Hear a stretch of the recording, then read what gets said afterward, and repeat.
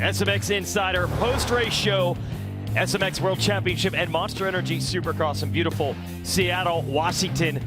Although the track wasn't necessarily beautiful because we got some of Seattle's trademark rain in the days leading up to the event. Right. It wasn't a full mud race, but it was still treacherous enough to lead to some wild racing, Ricky Carmichael. Yeah, Mother Nature, she held out for us, and it was a bizarre track to me because it was the speeds were as if it was dry, but it raced kind of outside of the speed like a mud race. I mean, the ruts were so gnarly. The riders were talking about it. It was claiming victims for sure. A wild night for sure. I wasn't expecting the results that I saw today, but I think it's fun nevertheless because the points battle tightened up for the championship, and man, it is getting down to the wire. We got 6 rounds left of the series, and it is going to be fun. I can't wait to get already next week.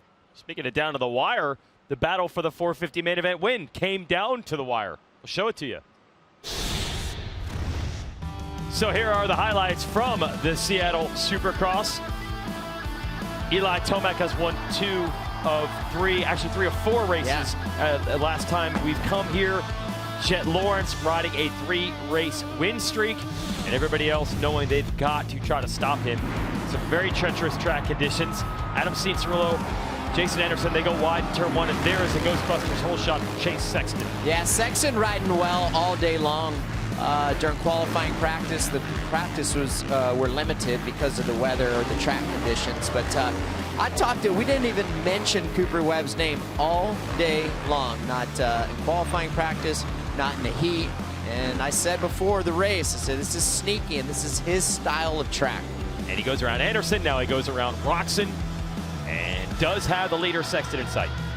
Yeah, I mean, I like the intensity that Cooper Webb has had the last 2 weekends early on, and that's where he needed to improve if he wants to win this championship and get the best of Jet Lawrence. But Jet Lawrence had a crafty little line right there. I think he's one of the first guys to do that, jumping over the wall jump, and he made up a lot of time and passed some really good guys. Number 1 right there, 94 of Ken Roxon. And they weren't making it easy. But this move right here, Weege, I think was a little out of pocket for Jet. I think he should have had patience right here. I really do. He had plenty of speed, and there was a lot of racing left right there, and he owned it. Yeah, so he goes down, but not done. Starts closing back in and repassing some of the same riders. Yeah, now he's got to go back and make up that lost time. And again, these guys aren't going to make it easy for him, but gets a good run through the whoops right here. He's going to go to the outside and get a good drive of momentum to make the move back by Ken Roxon. Ken Roxon had a good night, all things considered, especially after going at that last chance qualifier. Sexton has been the leader through all of this, but he comes so close to going down there. That was not the only big mistake. I can't tell you exactly how close he was to not crashing. Then he stalls it right here. And I'm surprised he got it back going quick. Remember in the heat race, he didn't get that engine refired back up that early. And this was a tricky situation right here. So he makes the move back past Cooper Webb. I'm like, okay, he's going to run off into the sunset now. There's no way Coop is going to be able to hang with him because Coop had a massive arm pump, I could tell, in his riding. But Cooper makes a pass back by, and these 2 rhythm lanes were absolutely treacherous. Look how close it is. Webb makes that pass. Sexton then lost some ground. Sexton then closed back in. Lawrence at this point had made it to 3rd, but he was not going to challenge them from here on out. So it was down to these 2. They both won titles in this series. Look how close it is on the last lap when Webb almost throws it away. He almost lost it 100% right here, but this is great heads-up ride right here. He anticipates that the 1's going to try to sneak up the inside. Cooper Webb's way too snabby for that move. Didn't leave the door open, and that was the finish. Half second, the final margin of victory. Webb over Sexton. They both needed that one. Only one of them can get it, though, and that was Cooper. Lawrence, as mentioned, was 3rd. That's the end of his 3-race win streak. Aaron Plessinger rode very well down the stretch. Stayed on Lawrence's rear fender to the end. 4th. Yep. Good ride by Aaron Plessinger. I just feel like Plessinger's been back on the starts. Like he's just not up far enough in the pack for the main events. He's got to get up further. I think he can win another race. Benny Bloss 12th, starting the second half of the field. Mitchell Oldenburg is now going to race 450s in the series after some 250 West races in his 15th. Here's your Monster Energy 450 season standings. Webb goes from 21 down to 16 down on Lawrence, and Sexton picks up 2 on Lawrence as well, bringing it from 25 to 23.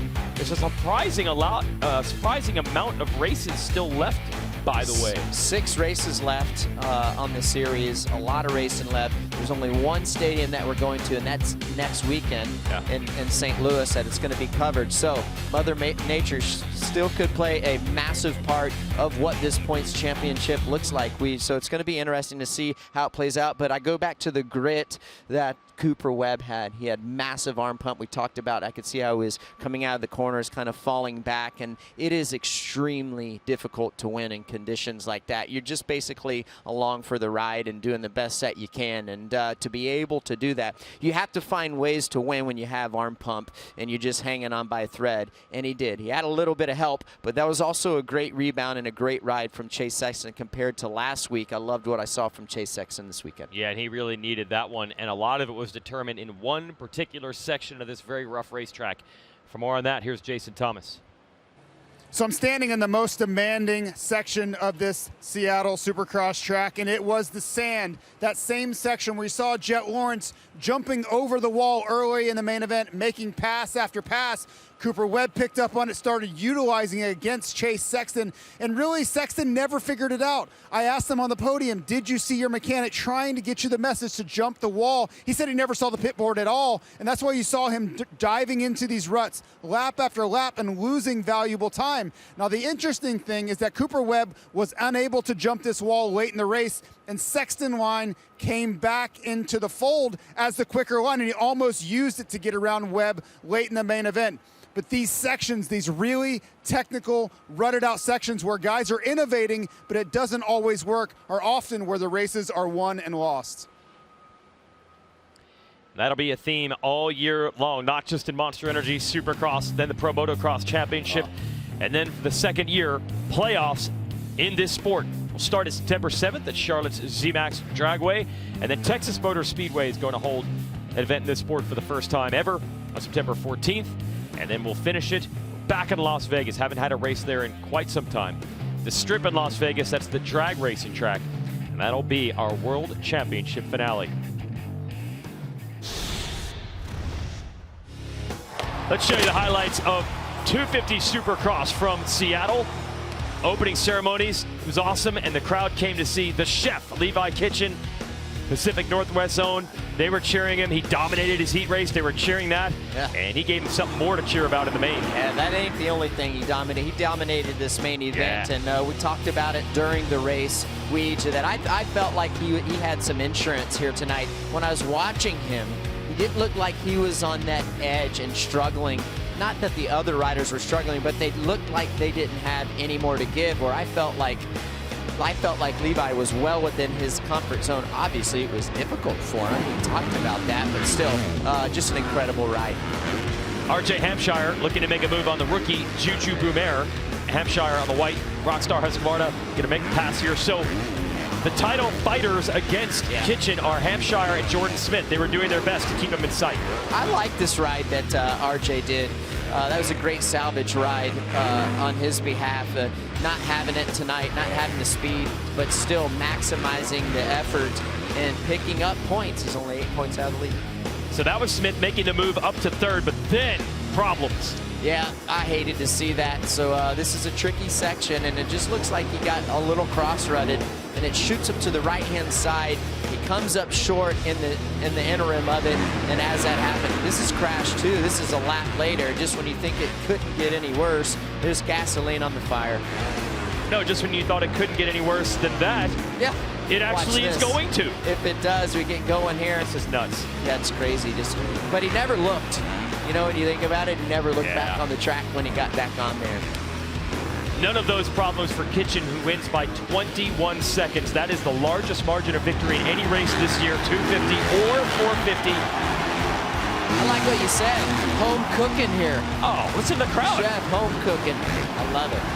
cooking with some bacon grease. Incredible ride, and I think he's the favorite for the championship after what I saw tonight.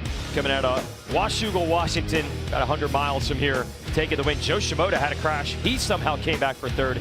And you mentioned Hampshire with a good salvage job. He admitted, I didn't have anything for Kitchen tonight. Second place.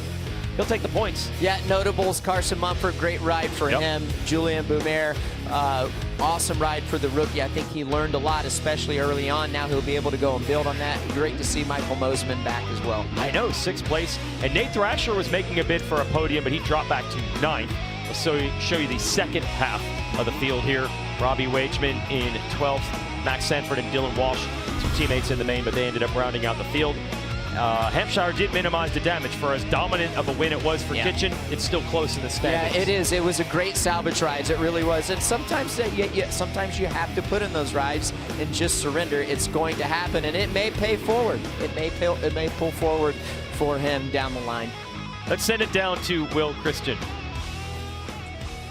Thank you, Jason. And what an incredible night for Pro Circuit Kawasaki's Levi Kitchen. We saw and heard all the support that he had here in the stadium. Honestly, at some points it was deafening as he went past. Clearly a group of local friends and family that were up there. I got to speak to his dad afterwards, and there was a certain amount of disbelief you could see in his face. They just knew that this was the point whereby now the championship was on the line. Now they were going to be looking at potentially their son winning his first Supercross championship. So an incredible night for them too. But Levi himself, I think he maybe didn't quite believe the way in which he'd done it, because when he was up on the podium, JT had interviewed him and we told him that he had that 21-second lead. And he was like, whoa, I did. So that in itself, just I think a big night for him confidence-wise, and just incredible celebration for him and the family and all the local fans there to see what he'd done. Very special.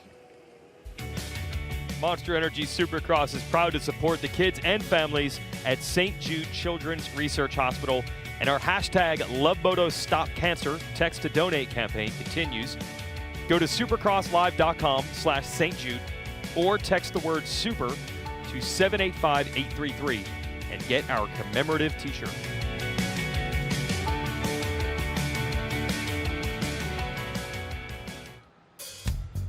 Let's update you on the manufacturer points. This is the best 250 and 450 result from each manufacturer each week. And that Monster Energy Yamaha Star Racing team has powered Yamaha to the top with an over full race lead over Kawasaki. But Kawasaki again did get the win in the 250 class. Yamaha won the 450. So yeah, I like that battle between Kawasaki and Honda. Yeah. They're switching back and forth every week. I like it. We're going to go to next week in St. Louis. Yes. That is another 250 West race with Kitchen having all this momentum, but a big curve coming their way via the Triple Crown. Well, you know I love the Triple Crown. I've always been a huge fan of it. Not always a popular opinion by some of the riders, but I can tell you right, I'm a fan of this sport, and getting to watch both 250 and 450 class guys get out there, abbreviated races. It's like sprint races, like heat races. I just love it. And this is one of the best racetracks that we go to because of the dirt. All the riders love the dirt, and it just always creates great racing, and it's going to be on. I want to make a point. When your last season in 07, that's right. You said, I'm only racing select rounds. You picked St. Louis because of the dirt. Exactly. You loved it. Dude, all the riders are going to talk about it. This place is awesome. Yeah. And fun fact, that's my last Supercross win. St. Louis? St. Louis, 2007. My boy James Stewart and Chad Reed wanted to get in a little tiff with each other, and they fell down. They collided and just handed it to me on a silver platter. I'm like, thank you, sir. I appreciate that. You're going to give it to me. I'm going to take it. Let's talk St. Louis 2024 with the Yamaha track map. Here we go. The dirt is going to be the talk of the town in St. Louis. And I'm going to tell you what, and these fans, these Midwest fans, are absolutely epic. But the dirt is going to be so good.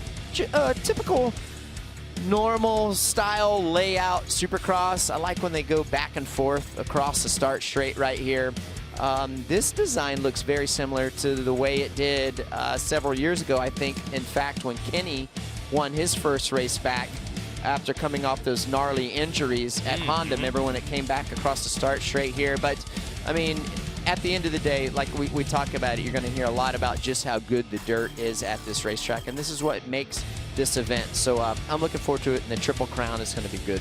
And the Dome, too. So we don't have to worry about the ruts like That's Indy was right. bad, even indoors. And here, Yeah, this will be clean. It can rain all it wants to over there, because it's not going to matter. We're going to be dry. We're going to have a great racetrack. And if you're a fan that wants to go, by the way, they have indoor pits there. And that is, you said those fans are good. You're not kidding. Those pits there are some of the most electrifying. It is packed all day long. So that'll be exciting if you want to go in person. If you want to watch, we'll start our coverage with race day live at 1:30 p.m. Eastern on Peacock and the SMX Video Pass. And the racing begins at 7 p.m. on Peacock. And again, the SMX Video Pass. Well, Seattle delivered the two things the crowd would have wanted. A dominant win from their native Levi Kitchen in the 250s, and fantastic racing in the 450 class coming down on the wire. And it is Cooper Webb disrupting him again and getting it done. For Ricky Carmichael, Jason Thomas, and Will Christian, I'm Jason Wygant. Thanks for watching the SMX Insider post-race show.